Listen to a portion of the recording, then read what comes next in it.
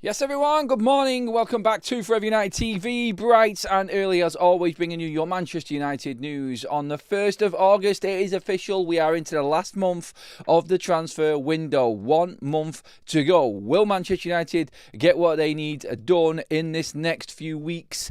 Well, it looks like we're already moving forward. We've got updates today from Fabrizio Romano and the latest from just last night on Benjamin Sesko and where United are actually at.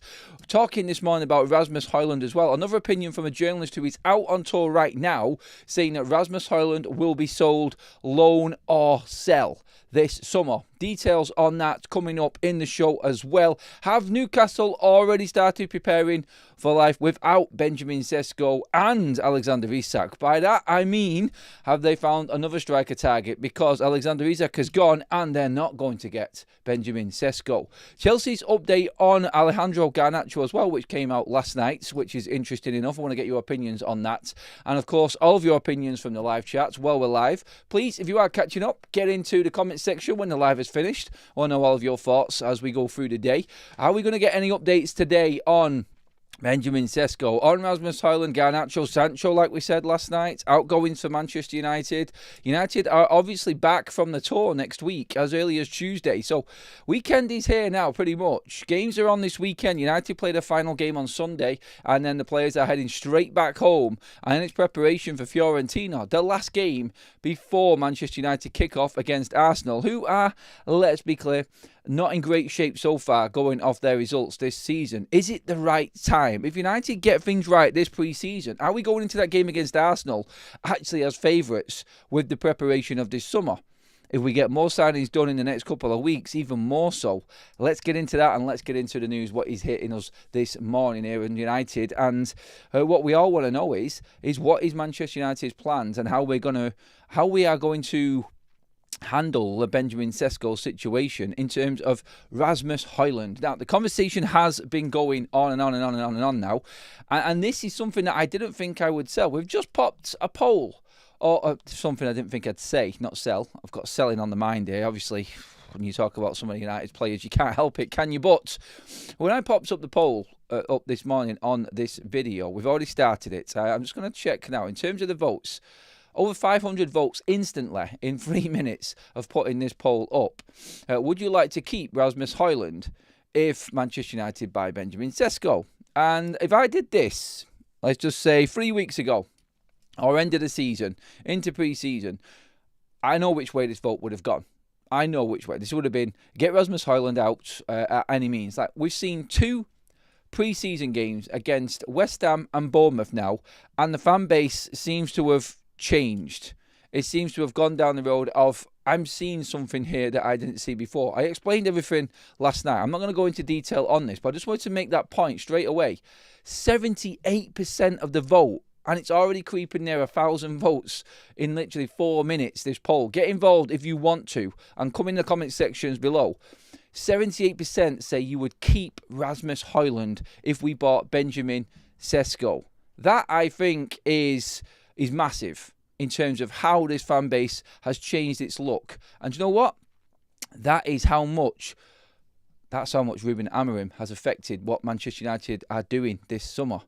It is absolutely crazy what's going on. Anyway, the topic has come up though, and obviously the journalists are out in America, and that's where we start the show this morning with Rasmus Hojlund news. Obviously, I'll bring you up to date in a moment with where we're at with Benjamin Sesko from the man himself, Fabrizio Romano, but Chris Wheeler has come out and his piece has hit the headlines this morning straight away because the headline is literally saying that Manchester United will sell Rasmus Hojlund or loan Rasmus Hojlund to make a move for Benjamin Sesko. So if we're loaning Rasmus Hojlund, it doesn't necessarily mean that we need to sell anyone to get Sesko in, which backs up Simon Stone's story from the BBC, which was that United don't need to sell to bring players in or to buy Benjamin Sesko at this moment. So when you look at that, you go, what Chris Wheeler said there is Manchester United are making space. That's the thing that we've got to look at here. It's like Rasmus Hojlund is showing signs that he can be a player in meaningless friendlies, and they are meaningless apart from sharpening up and obviously getting match fitness. The results count for nothing. Yes, we've won the Premier League Summer Series and we've got 7.5 million. You could argue that's quite vital to be honest. That is a player's wage for a season, a decent player's wage for a season. So big money for United, really, there, when you look at it that way. And you could always argue, look, friendlies are important. It's about building up relationships and that camaraderie again with teammates and new players coming in and building that rapport within. And the environment has changed. Like, we've listened to many players now talk about what's happening behind the scenes at United. So friendlies do play some part in making things work at football clubs. And obviously, I would like to be going into the season in good form rather than negative, downbeat form. And I'm happy with where we're at the moment. So Rasmus has played his part in that. He's got his goal now, a striker's goal. I didn't mention that the other day, but well done, Rasmus. Into the box you go, on the end of a cross, 6-yard box, bang, header into the corner. That's all we've wanted for God knows how long. I was saying Rasmus Hojlund is crap in the air. He's never good enough. And then he goes and bangs a header in like that. Little delicate feint into the corner. Like, where was that? Honestly, I pray and I wish that if he does stay, that he could just do that in the game when it matters. Because I'm telling you right now, there was that moment in that Arsenal game last season at Old Trafford when he had all the time in the world, and he thought he had all the time in the world to make that decision and slot the ball home into an empty net, and Declan Rice came in behind him and took the ball away. They're the moments. When he went clean through at Anfield and blasted it straight at Alisson, them. Is there another striker that gets a different result out of that? That's the question in this. But Chris Wheeler's saying here that Manchester United will sell Rasmus Hojlund or loan him. He's definitely going, pretty much from this article that he's put out here, United. I don't believe in it. I don't think that's the case. I think there was a part here of Manchester United that's thinking, that I think is right in terms of what Rasmus Hojlund has done this season and what people are saying here. Like, the majority of the poll, I think, are right. I don't mind the depth. I really don't. Or is Ruben Amorim really trusting in Joshua Zirkzee? We need backup. Is that Joshua Zirkzee that is the backup for Manchester United as the number 9? We can't rely on Chido. I'm sorry, I love the kid, and he's going to be a very, very good player. He could actually be a world-beating player, but he's not ready. You can clearly see that in his game time that he's had so far. He's not clinical enough for me yet, and he needs development. The lad is 17. One more year won't harm him in the under-21s, and then he could probably come through next season in parts when necessary, if we need him. But we don't have European football. We are about 15 games down already, and the squad, I think, right now is in... It's not where we want to be because we're not in Europe, but I think this squad now is actually coming together in this moment. Like, just being able to keep the same squad week in, week out and use that lineup just to build that, like I said, that understanding, camaraderie, the rapport, the connections on the pitch that we need. We don't need to change up too much. We don't need to rotate too much this season. I think this is the perfect chance for Ruben Amorim too, and this is what he alluded to. It's not that bad that we're not in Europe because it gives him the chance to build the basis and foundation. And then when we go into Europe next season, because we will, then we're going to be ready for it. And a lot more ready for it, and the chopping and changing. So when people come in, they are ready to go and understand what United's system is and what Ruben wants. I just think that this season is massive for that. Rasmus, I still feel can make an impact this season, though, for Manchester United. I do. I'm not getting carried away by the pre-season stuff. Like, I know he's played well, but I remember sat there last season through every single game thinking, what the hell is this player? Why does he not know how to play football? It's them thoughts were coming into my head last season, and a lot of other Man United fans were thinking the same. Don't get carried away by the friendlies, but you've got a man here that absolutely will run through brick walls to get into that Manchester United team. And you've seen it. You've heard him talking. And by the way, that interview in the mix zone with Rasmus Hojlund and his future, did you see it? How did Rasmus Hojlund become a Manc in 2 years? Like, he's giving me Schmeichel flashbacks with his Manchester accent right now. Kaz said to me, who do you think this is talking right now? I actually thought it was one of the academy players. But Rasmus Hojlund's Mancunian accent, unless someone's put some AI... enhancement on that at all. I'm like, if that's actually genuinely his voice, then he's turned into a Manc already. It's crazy because the same thing happened to Peter Schmeichel when he came to United. It must be something in the Danish blood, to be honest. And but listening to him talk there, you can feel the passion, you can feel what this man wants. And he is a player that's, he's not got the right qualities, but could he learn at just 22, 21, 22, behind somebody else in this team and in a rotation at Manchester United with the pressure off him? Yes, of course he could. And there is no guarantee that if United bring Benjamin Sesko in, he's going to stay fit. He's going to hit the ground running. You may just need to take him out of the limelight from time to time. I think he is a better all-round player, and I think his attitude, I feel, is exactly what Manchester United needs, i.e. what we've spoken about already with Sesko and taking himself away, not going straight into Manchester United, wanting to develop a little bit more. But I think that this news about Rasmus Hojlund being sold or loaned out, the loan, do you know what? That loan might not actually be a bad idea. If this season United are not playing in Europe, and United feel like there is let's just put a loan with an option if he smashes it with a certain amount of money for next season. But he could always come back to Manchester United, a completely different player next season when we've got European football. Therefore, United probably won't have to go out and buy another striker because we'll have Sesko and Hojlund and another year of Chidowabe. So I can see the development path there. And if he's not going to get a lot of game time this season, then maybe Rasmus Hojlund on loan would work a treat. Send him on loan to Leipzig and say, look, we'll give you that player with no loan fee. Just pay his cheap wages. And we'll take Benjamin Sesko at this price. Because that's one thing that Manchester United have got that Newcastle don't have. They haven't got a striker to replace Benjamin Sesko with. Now that, I think, is where United have played a very, very smart card on this one. I'm going to get some comments in, first of all, on the Rasmus Hojlund situation, because this is bubbling up into a great debate now. And then I'm going to move on to the Benjamin Sesko and where we're actually at this moment as well. First of all, let's get into a couple of donations and super chats. Chris Mack, welcome to the Members Club, you absolute legend. You are now part of that elite FUTV Army Club, mate. Welcome along. Ross with the first super chat says, Rasmus is a lovely bloke and not an EPL level player-wise. United need to purge as many of the bloated deals and contracts as soon as possible. I get that comment, I do. Make room, ease it out, and then try and develop it. That's why I'm all on board with that loan. Get his wages off the book for a season. That helps you pay for Benjamin Sesko. Then when the new budget comes in next season for the new financial year, if Rasmus comes back a different player, say he scores 20 goals in the Bundesliga on loan at Leipzig or whoever, he comes back a different man and he's there ready for Manchester United to start again the next season. Do you see where I'm going with it, don't you? It's an idea, and I can see how United might be thinking about it. Ray in the chat, thank you, Ray. He comes in and says, what happens if Sesko goes down hurt? Then what we need, 2 centre-forwards, not teenagers, or half a guy, or square pegs. We need 2. Maybe Xerxes is what they're thinking, with Cunha and Mbumo and Bruno also being able to play there. You see what I mean? I think for the amount of games that we've got, I think what we're going to be playing here, I think this season, even if United go well in the cup competitions, you could still be getting 50 games this season from United. I reckon round about, 45 games this season for United, 48. If we do well in the cups, obviously, which is no excuse not to, should be round about 48 games for United this season, minimum. Morning, Adam. I'm hoping it's Sesko Day today. It says MUFC87, 4 months a member. Thanks for the renewal, my man. I really appreciate that. Again, a part of that FUTV army.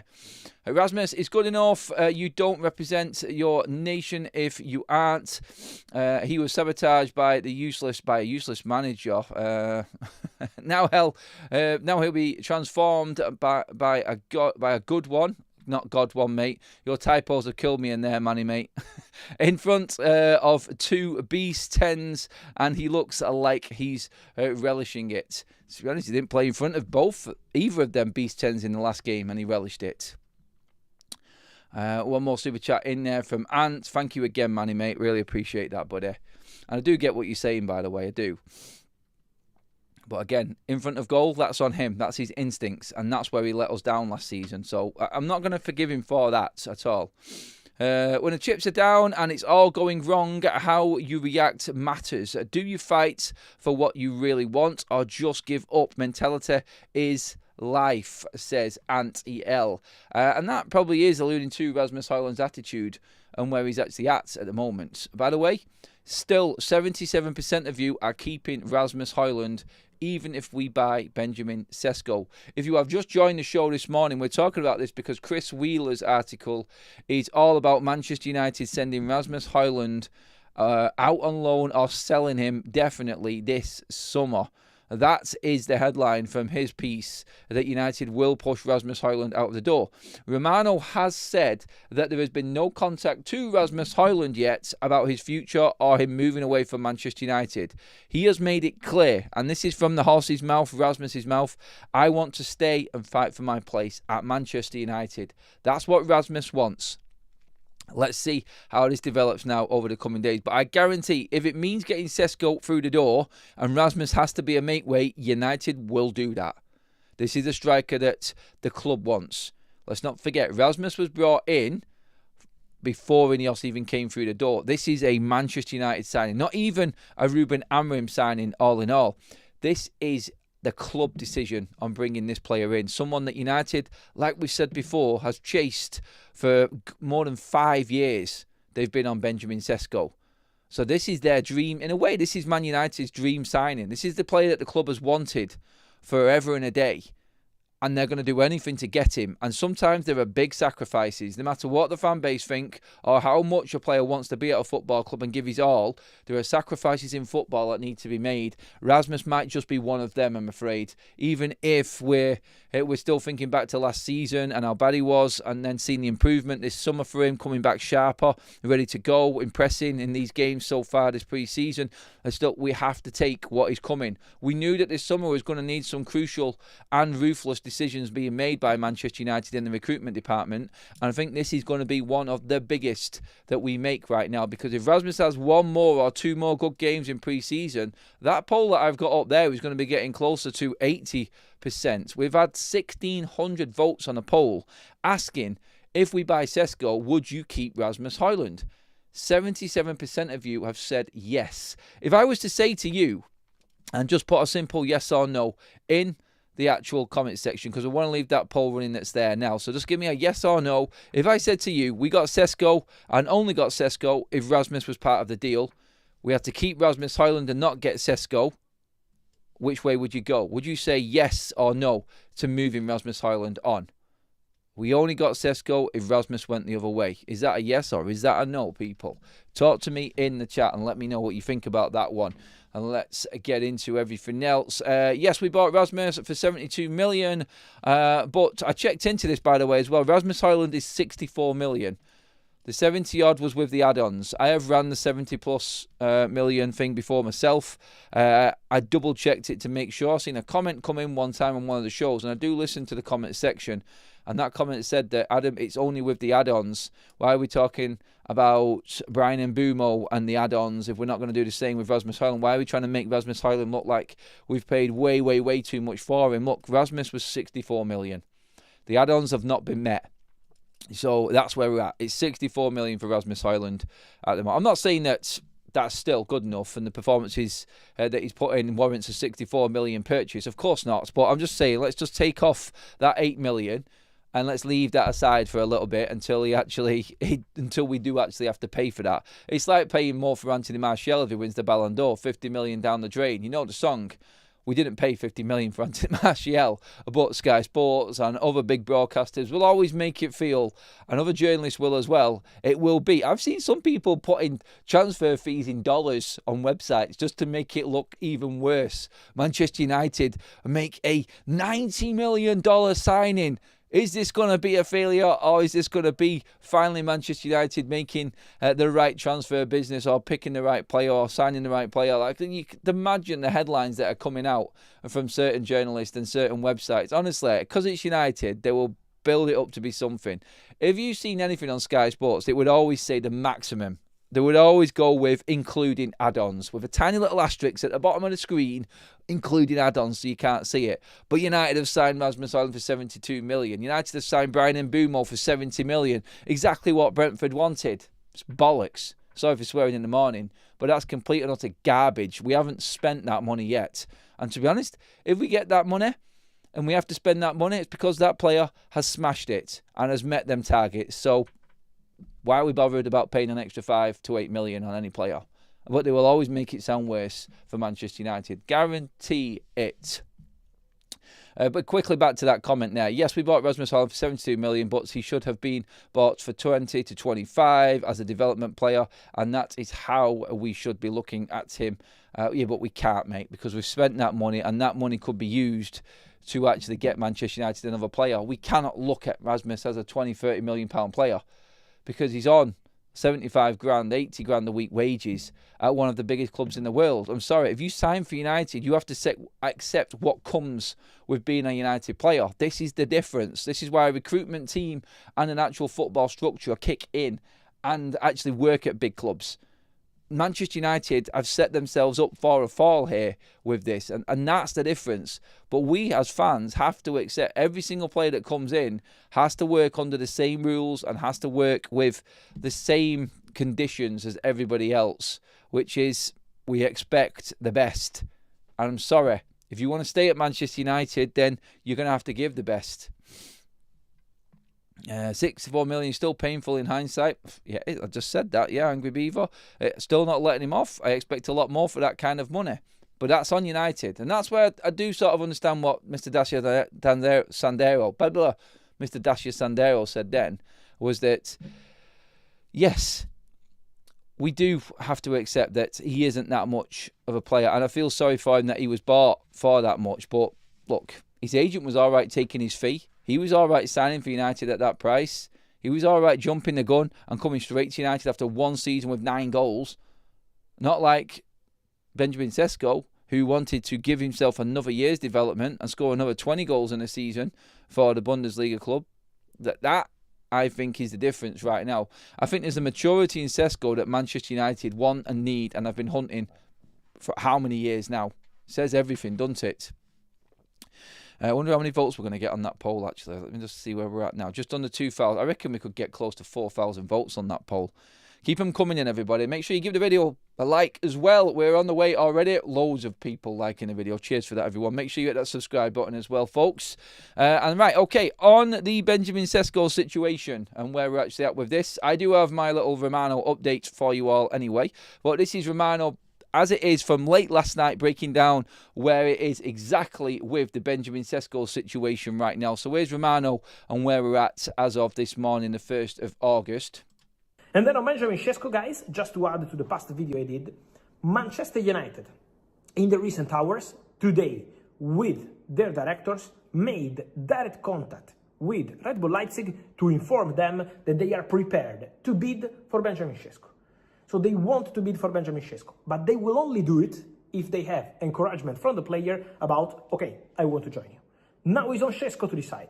Newcastle are ready to pay, Man United are ready to bid. Newcastle are ready to match whatever is needed with Leipzig and with the player. Man United are ready to bid and to start a negotiation with Leipzig, which is different. But this move from Man United is also part of the strategy to show also to the player that they are serious, that they are ready to make business for Benjamin Sesko, also on club side. And they can really do it. So Man United are showing to the player how ready they are by contacting Leipzig and telling them, okay, if the player wants to come, we are ready to bid. Yep, of course, Romano has to obviously state the obvious and talk about where it's at with Newcastle as well and where Manchester United are with their bid. So making it quite clear there for Fabrizio Romano that Manchester United have made it clear to Benjamin Sesko by going to RB Leipzig and telling the club that we are willing to pay and make an offer officially for Benjamin Sesko to Leipzig if the player says he wants to come to Manchester United. I think this is from a couple of days ago, personally. I've said this before. We're a couple of days behind. I think we already know. And Romano also said in his clip the next few days, we might have the weekend before we know. It might be Monday before we get the official Benjamin Sesko's a United player. But behind the scenes, there is always work going on. And Manchester United will be working on that bid and readying their offer for Benjamin Sesko. I think they already know that Sesko wants to come to Manchester United.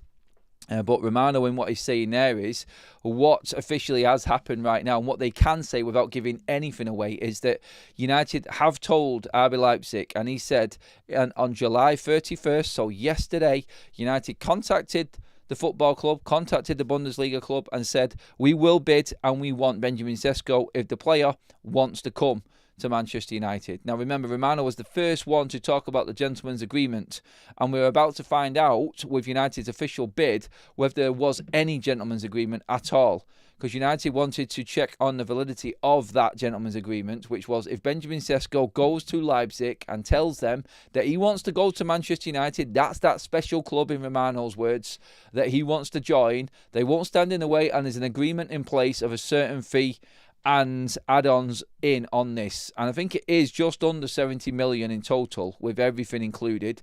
United would want to try and work with that, and that's where the Rasmus Hojlund situation creeps into it, I feel, because I don't think United need to sell Rasmus Hojlund, but a loan offer, well, they get sorted and obviously deal with it. That Leipzig could go out and spend that money and still have Rasmus Hojlund in at the football club. Rasmus has a lot of people, a lot of football clubs after him at the moment. Again, I still cannot get my head around the attention that Rasmus Hojlund is getting, but somebody somewhere, and there's a few clubs that see the potential in Rasmus Hojlund. Should we be keeping all of that potential? I think has been the big topic and debate this morning on the show, and obviously the poll tells you exactly where a lot of the Man United fan base is at right now. They would keep him alongside, obviously, Benjamin Sesko if he comes in. But a deal like that for Leipzig, where they are being offered a player in exchange, maybe it is a loan, maybe it is a permanent sale. Maybe Manchester United can get a cut down price because they are giving RB Leipzig a player. Like, they could knock 10 million off. So like, don't give us a loan fee. Take 10 million off Benjamin Sesko's price and loan Rasmus for a season. United get the best of both worlds. Leipzig get to spend Benjamin Sesko's money on other players while they've got a natural fit back into their system with Rasmus up front. Rasmus feels like he can go away and prove himself and then maybe come back to Manchester United next season. It's just ideas thinking in my head on how Manchester United might make this work. But like we said before as well, and if you are just joining us, Manchester United's approach to Leipzig and saying that they are ready to bid for Benjamin Sesko tells the player that they want him, and now it's up to the player to decide. And both offers are on the table, including Newcastle's. And he has to state the obvious, like I said, Romano. Don't forget Newcastle, because they are ready to pay the fee to Leipzig. They are ready to make Benjamin Sesko the highest paid player at St James's Park. He is still listening to Newcastle United, but the word and what we have been told and what everybody knows right now is that he's edging towards Manchester United. In fact, not more than edging. He wants to go Manchester United. Ben Jacobs was saying he's speaking to Manchester United players. Benjamin Sesko is following Manchester United on Instagram. What that means, honestly, like the social media world right now, when it comes to transfers, can tell you a million things. But when we're dealing with this transfer now, we're at the point where everybody knows where they stand. It's all on Benjamin Sesko, and that's what we're waiting for next. That can only be the next update. Even Romano, I think, kind of in that clip, is clutching a little bit at content there, because he is bringing out the story that Manchester United have contacted Leipzig. They could have contacted them days ago. I think Manchester United, with Vivel in tow there, I think is definitely in communications with Leipzig over this deal. And I think that this now, at this point, with United being able to offer players, making it clear to Leipzig that they want Benjamin Sesko, I think he's pushing him towards Manchester United, and this is why all of the stories are coming out.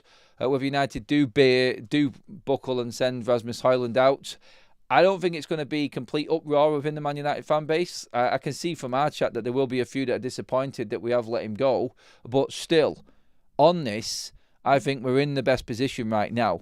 And I think maybe the signs from Newcastle, and this is the next bit of the story now, are that the signs from Newcastle are that they are giving up on this, or thinking that, I remember of the journalist up in St James's Park, up in the northeast around Newcastle, and their correspondents there have said that people at Newcastle feel like Benjamin Sesko is going to go to Manchester United. The German journalists have said that he's going to Manchester United. It's only the big journalists that are holding their counsel at the moment and just holding off on saying yes or no. And that's where we're at with the situation. But the news from Ben Jacobs last night as well, which has gone under the radar a little bit and no one's talking about, is that Newcastle now, according to Ben Jacobs, are going in with another bid for Brentford's Yohan Wissa. Now that is something that is definitely, I feel, impactful in the Benjamin Sesko situation. Newcastle looking at other strikers at this moment in time tells you, I know United are as well, and we brought you the news last night that we are still tracking Kolo Muani and that situation. There could be a point where Manchester United do actually look at other strikers if they don't get Benjamin Sesko and it is too dear. I just don't see it. And Wissa now, Brentford won over 40 million for Yohan Wissa. That is a player that Newcastle are now. But look, Newcastle might want Wissa and another striker. They've got the money. They've got the money. If they sell Alexander Isak, who is currently training with Sociedad, man, that is a mess, that situation. That really is an absolute state of affairs right now at St James's Park between Newcastle, Liverpool and Isak. But them going for Wissa definitely tells me, right, okay, we're not going to get... But then again, like, don't forget, they've got rid of Callum Wilson. They are going to lose Isak. They may need two strikers, but I think Wissa and 40 million for him, I think is Newcastle trying to, prepare themselves for not getting another striker in, because they are also linked with Dominic Calvert-Lewin. So you could have Calvert-Lewin in as the replacement for Wilson. You could have Wissa in for the replacement for Alexander Isak. Let's not forget, they were willing to push to a maximum 70 million euros for Ekitike. That was their bid, and where their financial position is not ideal. It's better than what it was last season with financial fair play and PSR, but going for Wissa, I think, fits them more. So you'll get Calvert-Lewin and you get Wissa in, you've got Anthony Elanga in. That's them there, pretty much over 100 million spent. And then they need to obviously sell players, which would be Isak. But they're not going to be able to get Benjamin Sesko if he says that he wants Manchester United. That, I think, is the state of affairs right now. It's like people will say if Newcastle come in and bid more for Benjamin Sesko, then he's going to go there. Leipzig will actually sell to Newcastle because they're bidding more. Well, this is what I think Romano's pointing to. And I think Romano's going to come out and say, and this is exactly what he'll say, I told you at this certain date that Manchester United contacted Leipzig over the conditions of the gentleman's agreement.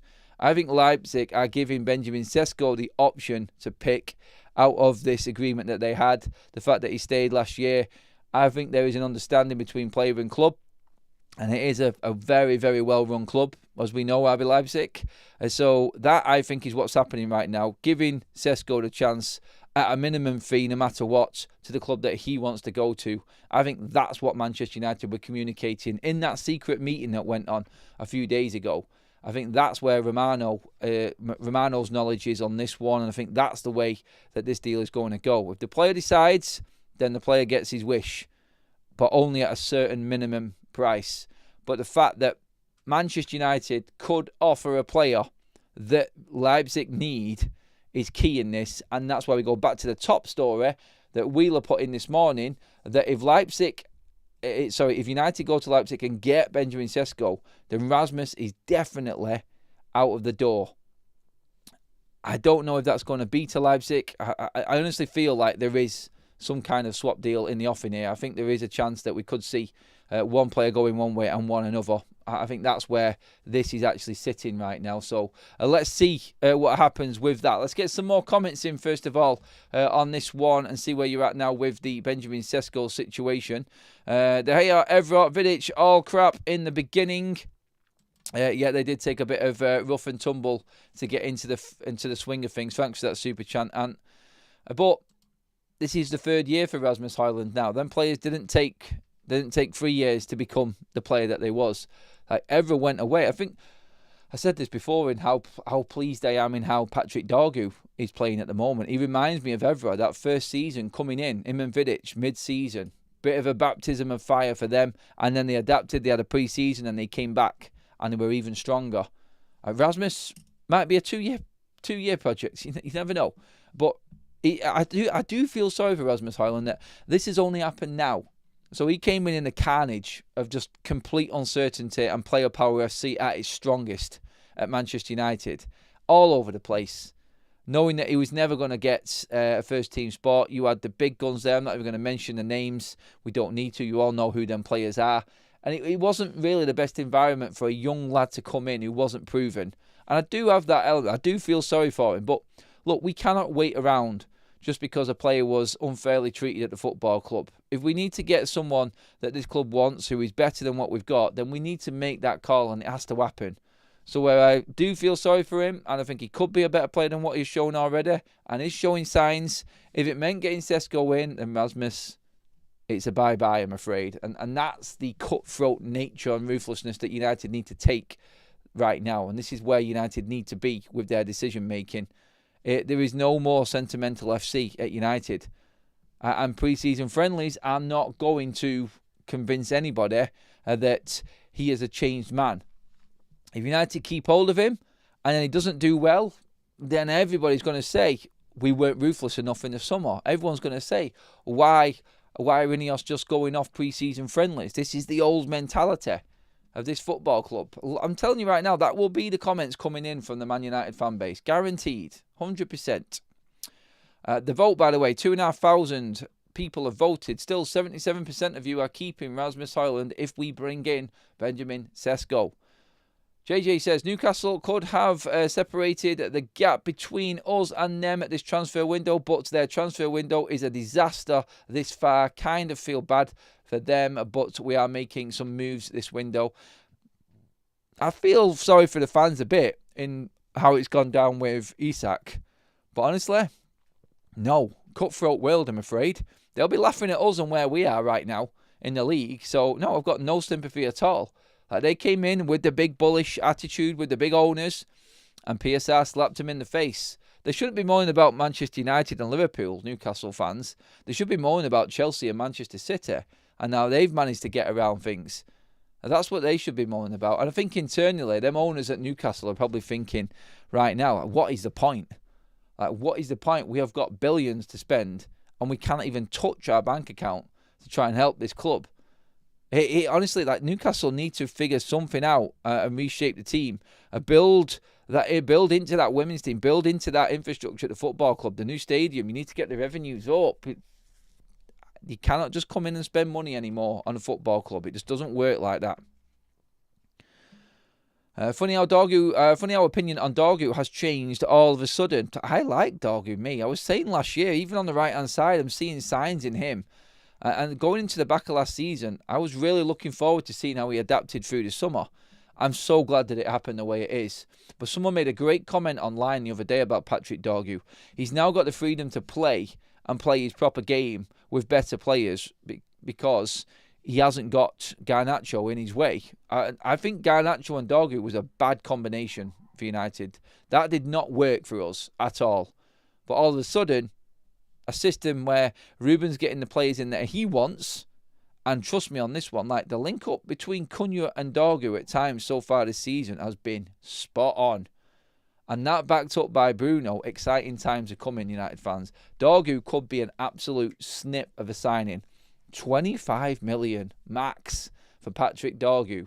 What a signing that was last season. He, at 20 years old, wow. Let's see how many people are talking about Manchester United spending on him when they're trying to drive their negative narrative all of a sudden. Rasmus can't finish, Adam. Seen him fail all season, says Block, who has just become an 18-month member. Thank you, mate. And I get what you're saying.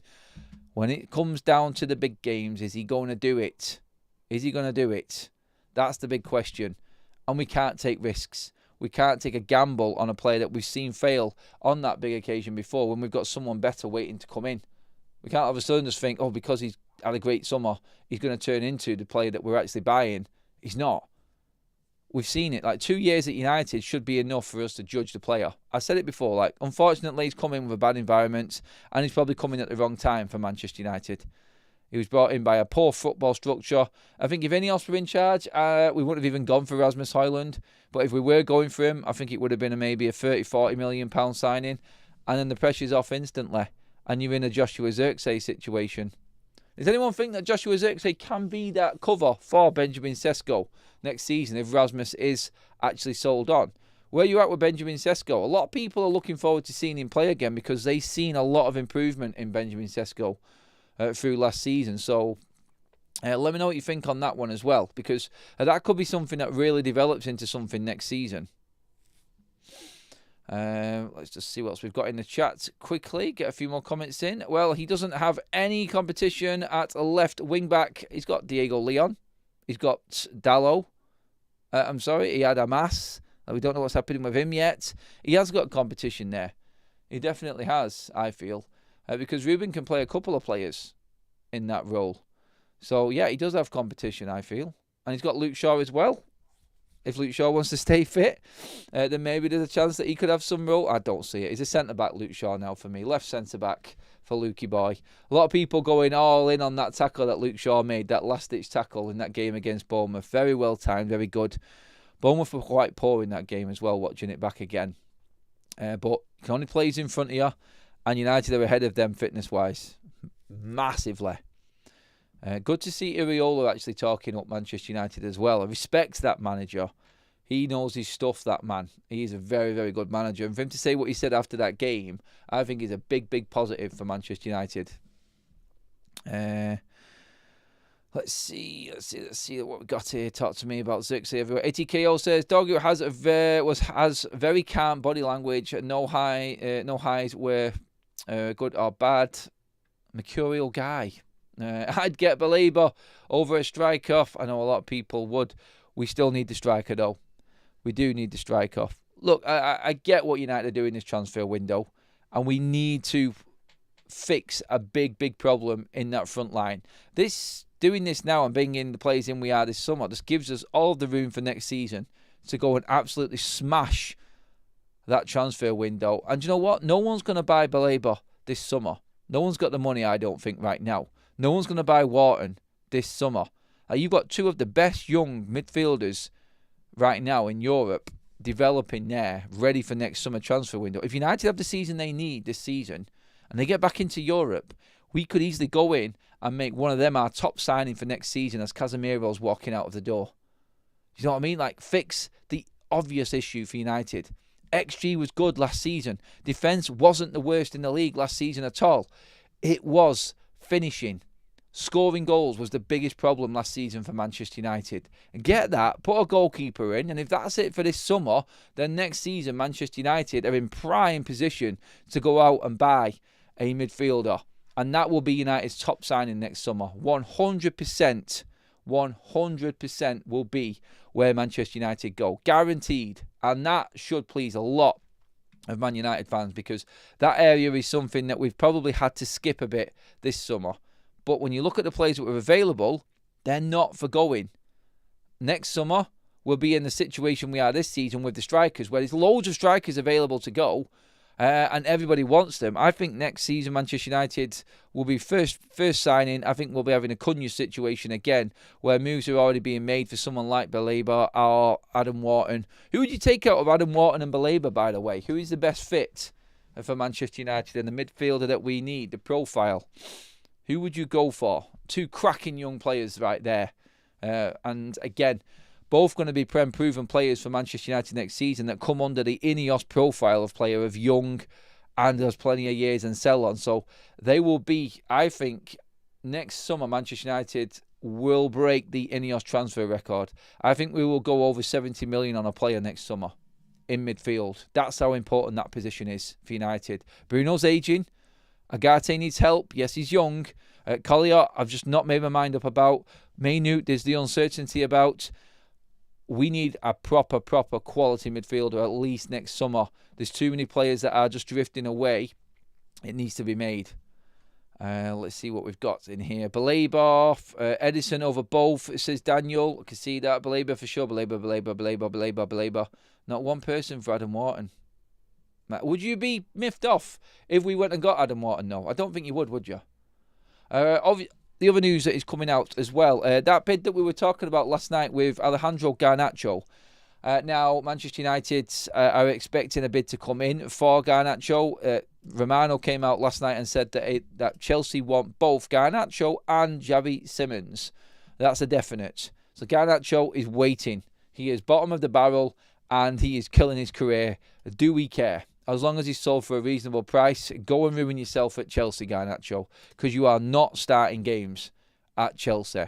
I would be gobsmacked if he is ahead of what they've already got in place there at Chelsea right now. And if they buy Simmons, They've got Hato as well from Ajax. They've obviously got Gittins in there as well, another sign that they've made. I don't see Garnacho being ahead of them players. Am I wrong in thinking that? I don't know. Look, he could be. I'm guessing. But he's not going to start every game like he would if he went to a Villa. Is he? It's not going to happen. But Chelsea apparently have got no issue with the attitude of Garnacho. They've conducted their own little investigation into him, his background and things like that. And I've got no problem with his attitude. Who's working for you in that department, Chelsea? Go for it. Hopefully no one's looking at this from Chelsea right now or watching it. Garnacho's fantastic. He can be the next Cristiano Ronaldo. 50 million. See you later. I don't care. He is not going to be the next best thing on this planet. He does not have the attributes, I don't think, to be a world-class player, this guy. And a very good player. Potential and some. But I'm sorry. If you're thinking that you are buying the next Ronaldo in Garnacho, you are sorely mistaken. He is a million miles away from being a world-class player in developing this kid. Excellent on his day. Can score some fantastic goals. But he is very one-dimensional as well. And I will be glad to see the back of him with that attitude. I don't know what Chelsea are doing or what Chelsea are thinking. Whether these reports are wide of the mark and they've not looked into it in enough depth, I don't see how Chelsea are thinking that Garnacho has the right type of attitude going forward. I really don't. That is laughable for me, that they think that Garnacho is... He does have the right mentality. Look, he might have the right mentality for a Chelsea team or whatever, but they're not looking at the same thing. They're not looking at a big club mentality there, Garnacho. He's going to go in there and he's going to get a rude awakening. I'm telling you now. Look, I'm not saying that he is going to be a failure or a flop. I think he will do okay. I just don't think people... I think people are hyping Garnacho too much. And I think he will find himself struggling to get into that Argentina team. I really do think that he's going to find himself waiting and waiting and waiting, and he won't be part of it because he's gone to Chelsea. Unless Maresca has told him he's guaranteed a certain amount of games this season, maybe that's in his contract or whatever's been negotiated. I've got no idea. No idea. But I still feel like Garnacho is destroying his career. I really do. But I think he also understands, though, in fairness to him, that he's not going to get a place in Man United's side and he does have to make a move away. He's been told that he has to be playing in one of the top divisions. Chelsea are in the Champions League. Obviously, if he can prove himself and score in the Champions League and get himself out there and recognised a bit more, then he will get picked for Argentina. His agent is probably telling him right now that you're going to get a massive contract at Chelsea. And in terms of length, it's going to be another 6 to 7 year contract for Garnacho. I just look at it and go, in a way, gutted, because he could have been something really good for United. He could have been a very, very good player for his football club and series of fortune. But from what I've seen, his attitude, from what I've been told behind the scenes and what I've seen on the pitch, I mean, we've had many senior players come out and go in on this player. I still remember the first knock-ins when Bruno Fernandes was having a go at him, and everyone was having a go at Bruno for having a go at Garnacho, because they see things. They see things behind the scenes. And if they've got an issue with him when he's a teenager, then that's going to carry on, and his hype is going to grow and grow and grow. I feel like he's one of them train wreck type of players that's just going to go off the rails. Someone needs to grip Garnacho and sort him out quickly before he does turn into the next Jadon Sancho. Wasted talent. That is the biggest concern for me. But are we worried about it if he's not our player? And that hopefully is where we are going to be at the end of this season. So, to go over all the news again and just cover everything, like we said, the article this morning from Chris Wheeler has come off the back of the news on Benjamin Sesko. Romano said that Manchester United have informed Leipzig now that they're going to bid for Benjamin Sesko to encourage the player to tell Leipzig that he wants to go United. So we're in a place now where where Benjamin Sesko knows of United's interest and they want him. He goes for United, the bid goes in, and we move forward quite quickly. Off the back of that, Manchester United do have an advantage over the likes of Newcastle, because it looks like, from what Chris Wheeler has said, United will move Rasmus Hojlund on. Could he be going in the opposite direction? Could that be where Manchester United win the fight here for Benjamin Sesko? Let's see how that develops, and let's see what comes from that. They're your main headlines this morning. Thank you, everybody in the chat. Graham has just dropped another one in there. Super chat. He says, if Chelsea signs Garnacho, he will get 2 years and then get moved on. Both parties may not see it as a risk. Well, no. And United will probably negotiate a sell-on clause into that contract if they sell him cheap this season. Could well be, Graham. Could well be. Over 600 likes in the bag, everybody. Thank you so much. Absolutely epic for this Friday morning show. I love that. We've had well over 3,000 in the room throughout as well. Absolutely love it. I'll see all of your comments. I'm really sorry that I can't get to everyone's comments. There are so many of them. If you drop them in, I will look through them throughout the day. I'm at theme park today, taking kids out for a day out. So content will be on the go again. I will be keeping a track of the news and bringing it to you if it happens, of course. But yes, thank you, everybody. I will look through all of them comments while I'm queuing up for roller coasters. How about that? Something for the day. Please give the video a like. Make sure you hit that subscribe button as well, everybody. I will be back later on. Obviously, normal schedule tonight. We'll be back live again. Anything happens in between that, I will have it covered and bring you the updates in detail as always. But for now, thank you to all the super chats. Thank you to all the new members and subscribers that have joined us this morning alone. I will see you all later on. Have a great day.